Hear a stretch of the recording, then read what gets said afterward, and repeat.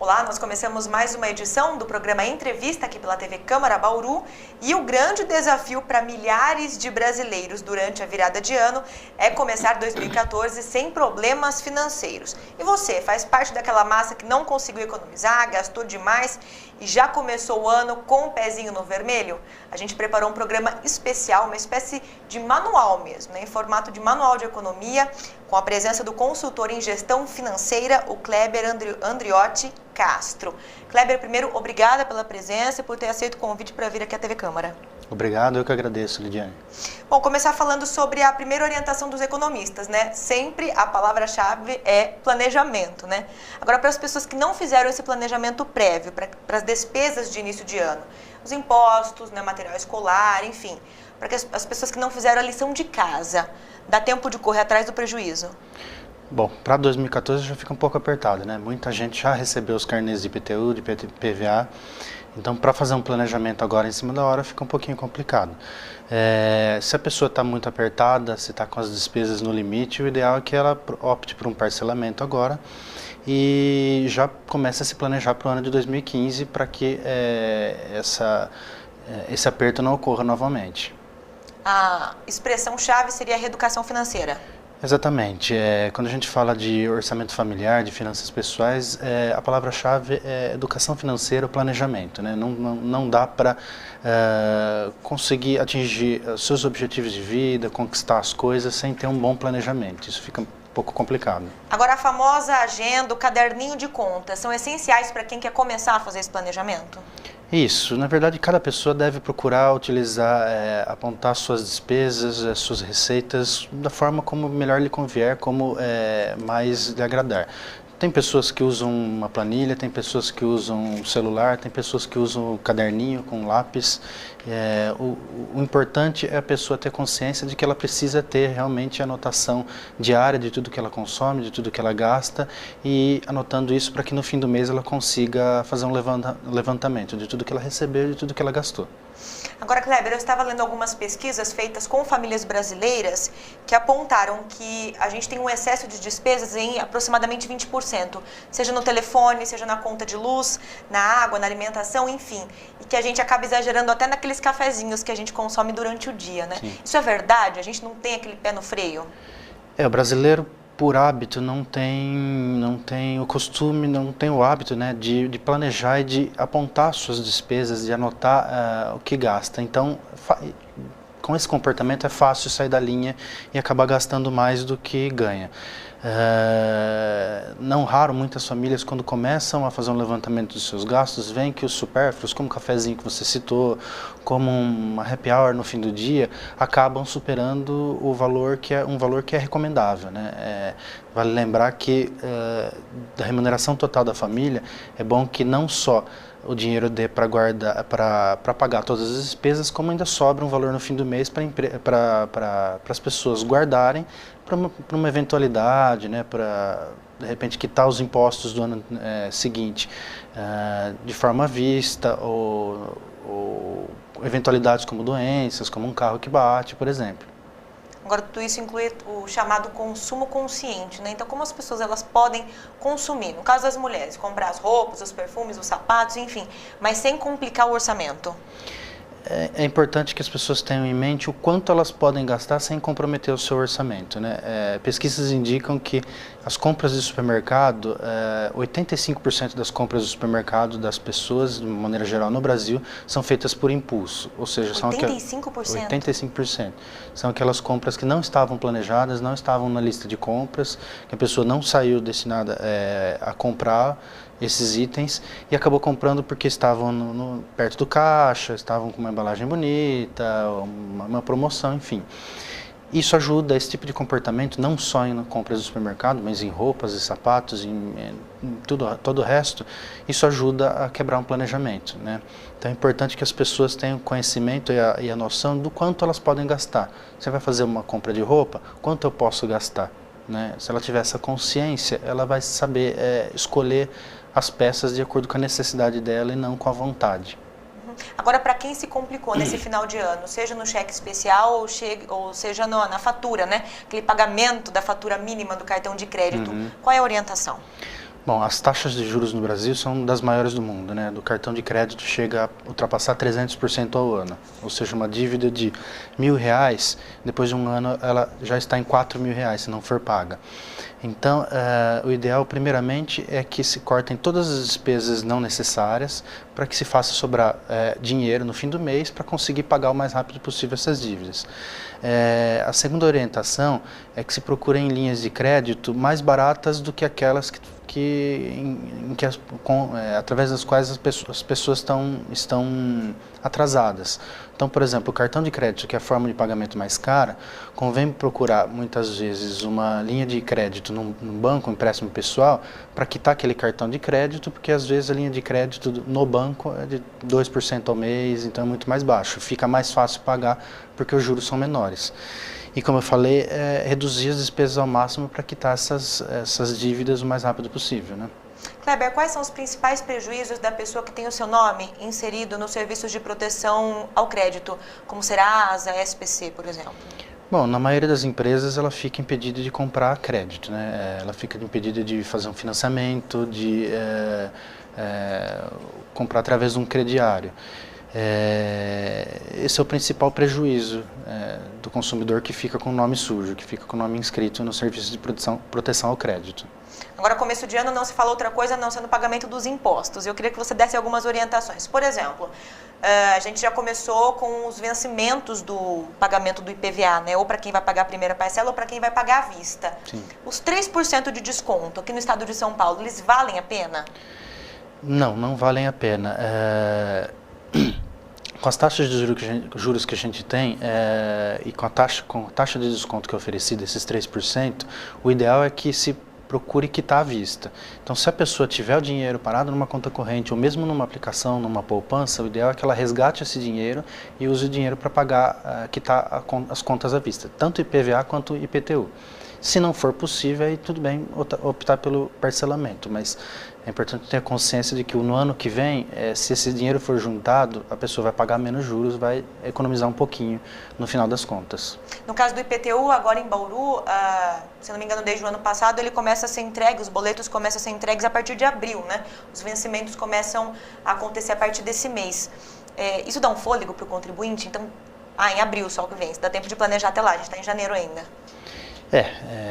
Para aquele contribuinte que não se planejou e não foi juntando dinheiro durante o ano, se conseguir fazer isso até o recebimento do carnê para quitar à vista, melhor. Se não conseguir, como disse, pode optar pelo parcelamento, mas sempre optando pelo pagamento à vista com essas taxas de desconto que são oferecidas que não são vantajosas. Agora, para quem tem filho em casa, a situação é pior, né? Porque tem a questão da compra do material escolar e também a rematrícula ou a matrícula escolar. A dica é sempre pesquisar os preços. Isso. Com relação aos materiais escolares, a lista é muito grande, muitas vezes são valores muito altos. Então, em primeiro lugar, pesquisar os preços em diversas lojas, buscar descontos, buscar ofertas e, por último, procurar fazer uma compra no mesmo lugar para solicitar um desconto maior, né? Quanto maior a compra, maior o desconto que você consegue negociar com o vendedor. Então, buscar comprar no mesmo lugar facilita um pouco para baixar esse valor total. Agora, falando sobre a questão dos juros, Kleber, em que momentos vale a pena comprar à vista? Em que momentos vale a pena você fazer a compra a prazo, parcelar? Por exemplo, lojas que não dão desconto à vista, lojas que não incidem juros em cima do pagamento em 10 vezes, por exemplo. Em que situações cada uma dessas condutas vale a pena? Bom, no caso do pagamento à vista e o pagamento parcelado terem o mesmo valor, sempre vale a pena o pagamento parcelado. Porém, há duas coisas que nós precisamos ressaltar aí. Primeiro é que, para fazer um pagamento parcelado, deve haver um planejamento, porque facilmente a gente consegue estourar o nosso orçamento se a gente começar a parcelar todas as nossas compras, né? Então, para quem não tem um planejamento, uma organização do orçamento familiar, o ideal é que procure pagar sempre à vista para não ficar endividado e não acabar perdendo o controle. O segundo ponto a se levar em conta é que essa questão do valor parcelado ser igual à vista, que muitas lojas propagandeiam por aí, na verdade, nem sempre, ou na maioria das vezes, não é realista, né? Então, muitas vezes, se você chegar ali com dinheiro vivo, oferecer o pagamento à vista, muitas vezes você consegue um desconto. É importante que a pessoa faça o cálculo para ver se as taxas de juros de uma poupança ou de uma aplicação desse dinheiro parado e aplicado são mais altos do que a taxa de juros cobrada pela loja. Se a taxa de juros cobrada pela loja for mais alta, compensa pagar à vista a mercadoria. Geralmente é o que ocorre, né? A poupança hoje em dia é a aplicação que menos dá. Então a dica é procurar sempre comprar à vista. Agora você falou em questão de aplicação, né? Nesse mercado de investimentos a gente ouve falar muito em poupança, fundos de renda fixa, fundos de renda variável. O que compensa, né, quando possível, para um pai de família, por exemplo, que é assalariado e que pensa em investir aquele dinheirinho suado que sobrou no final do mês? Ou ainda a previdência privada é mais interessante, né, para garantir o futuro daquela família, daquele casal? O que você indica? Bom, há várias formas hoje de se investir, né? A poupança é sempre a forma mais segura, porém, com a taxa de juros da Selic no passado em baixa, a poupança deixou de ser um investimento atraente. Ela chegou a render menos do que a inflação de 2012. As aplicações CDB e tal, elas rendem um pouco mais, deve-se levar em conta que incide imposto de renda sobre elas, mas geralmente o rendimento líquido ainda é superior ao da poupança. A previdência privada serve para aquela família que quer complementar a sua aposentadoria mais para frente, né? Então é recomendável que se faça, porque hoje em dia a aposentadoria está muito baixa, um valor, mesmo as pessoas que recolhem pelo teto acabam recebendo um valor muito baixo. Então a previdência privada ela serve para complementar, mas isso deve haver um planejamento também. Para um pai de família, por exemplo, que recebe R$2.000 e tem 2 filhos, e consegue fazer sobrar um dinheirinho, porque já é difícil, né? O que você indicaria, então? Bom, primeiramente, se ele consegue fazer sobrar algum dinheiro, ele já está com um planejamento legal. Eu acho que pelo fato até de ter 2 filhos, seria legal que ele procurasse uma previdência privada, até para ter uma remuneração no futuro, quando ele não puder trabalhar, e que ajude também os filhos, né, de repente, a entrar numa faculdade, pagar uma faculdade no início de carreira deles. E se possível, guardar algum dinheiro, alguma poupança, ou um CDB ou uma poupança para algumas eventualidades, né? De repente, para quando ele precisa trocar um carro, ou sofrer um acidente, precisar de algum tratamento médico, por exemplo. No caso dos profissionais autônomos, Kleber, que não contam com o pagamento do 13º salário, é necessário sempre manter uma reserva na conta? Isso. Na verdade, o 13º para o profissional assalariado, o ideal é que se guarde para quitar essas contas do início do ano, né? IPVA, IPTU, Imposto de Renda, e depois, com o que sobrar, aí a pessoa, uma parte pode guardar, uma parte pode comprar presentes de fim de ano, enfim. Para o profissional liberal que não tem esse recurso, o ideal é que ele tente prever o valor dessas contas do ano seguinte e já comece a poupar um pouquinho por ano, uma parcela, por mês, para que ele consiga, ao final do ano, juntar esse montante para quitar essas despesas à vista. Qual a porcentagem seria interessante? Então, se ele gasta R$1.000 por mês, por exemplo, qual a porcentagem dessa remuneração seria interessante ele guardar? 10%? Para quitar essas despesas como IPVA e IPTU, na verdade não seria uma porcentagem, sim, o ideal seria ele tentar fazer um cálculo do valor do IPVA, do valor do IPTU, que já dá para ter uma base pelos anos anteriores, dividir esse valor por 12 e aí ir poupando mensalmente esse valor, né, para que junto no fim do ano conseguisse quitar à vista. Agora, de uma forma geral, sempre se recomenda que as famílias procurem poupar até 30% do que recebem, né? Então, de cada R$1.000 que elas recebam, 700 sejam despesas e 300 sejam poupados para essas eventualidades. Isso com certeza não acontece na maioria dos casos. É difícil, né? Primeiro porque os salários são baixos, as despesas são altas, aluguel subiu muito no Brasil, outras despesas públicas como transporte, energia elétrica, água, enfim, subiram muito, então fica apertado. Em segundo, como eu disse, o brasileiro, infelizmente, ainda não tem o hábito de planejar e de poupar, né? Então acaba consumindo, tão logo sobra algum dinheiro. Muitas vezes, muitas famílias nem esperam sobrar algum dinheiro para já fazer uma aquisição e acabar se endividando, né? Kleber, desde o dia 1º de janeiro, no Brasil, o novo salário mínimo é de R$ 724, né? Um aumento de 6,78%. O que representa esse crescimento do salário mínimo para as famílias brasileiras? Bom, para as famílias, em primeiro lugar, deve significar esse rendimento extra, pode significar uma poupança um pouco maior, ou se não está sobrando, de repente poupar esse valor. É importante que as famílias pensem em primeiro lugar em guardar algum dinheiro e depois em consumir, né? Então deve-se conter o ímpeto de já sair consumindo essa diferença que recebe a mais, porque logo o padrão de vida acaba sendo ajustado e as pessoas, a família continua endividada do mesmo jeito ou continua não sobrando. Então o ideal é que esse dinheiro a mais fosse guardado, para de repente chegar numa porcentagem próxima desses 30% ou o mais próximo possível.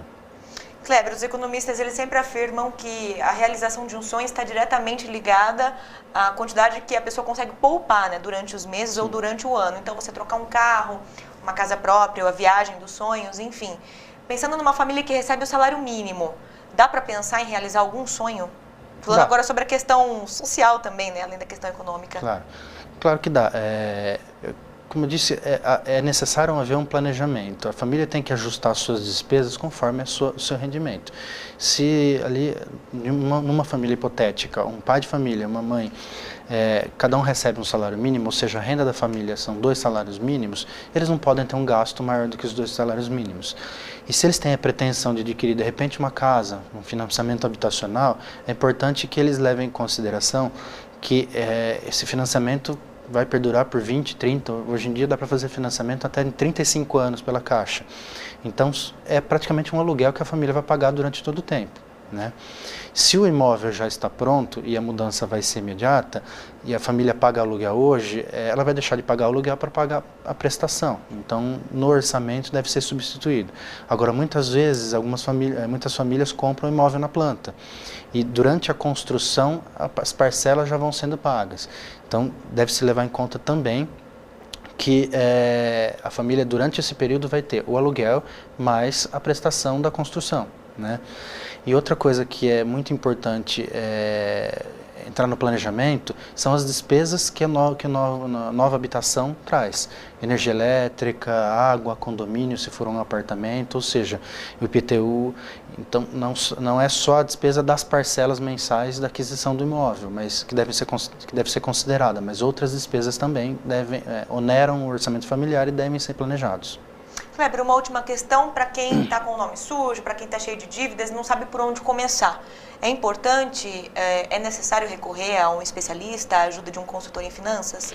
Sempre ajuda. Se a pessoa não tem conhecimento de como ela pode se livrar dessa situação, ajuda a ter o auxílio de algum especialista. Mas aqui a gente pode deixar algumas dicas que não são muito complexas. A primeira questão é tentar baixar suas despesas ao máximo, porque precisa sobrar dinheiro, porque é a única forma que ela vai conseguir pagar essa dívida. A segunda questão é tentar, de repente, migrar essa dívida para formas mais baratas, ou seja, com juros mais baratos, né? E sempre tentar renegociar com o credor, com uma instituição financeira ou uma loja, tentar, de repente, renegociar o pagamento em 2, 3 vezes, ou à vista mesmo, com um desconto. Muitas instituições, muitas empresas acabam aceitando baixar até consideravelmente o valor da dívida em troca de receber essa dívida. Então isso acaba ajudando a pessoa que está endividada a economizar bastante, principalmente nos juros, né? E fora que a negociação dá o direito da pessoa de limpar seu nome, né? Então a partir do momento que ela renegocia, ela já tem, depois de 5 dias, ela tem que ter o nome limpo. Então essas são as dicas que eu acredito que seriam necessárias e ideais para uma pessoa conseguir se livrar das dívidas. Maravilha, nós conversamos com o Kleber Andriotti Castro, ele é consultor em gestão financeira, esteve conosco aqui no programa Entrevista da TV Câmara com algumas dicas para você que está meio apertado agora no início do ano. Kleber, obrigada pela presença. Eu que agradeço. E você fica ligado aqui na programação da TV Câmara, de segunda a segunda, pelos canais 10 da NET e 60.3 UHF Digital, sempre com prestação de serviços para você. Obrigada pela sintonia e até a próxima.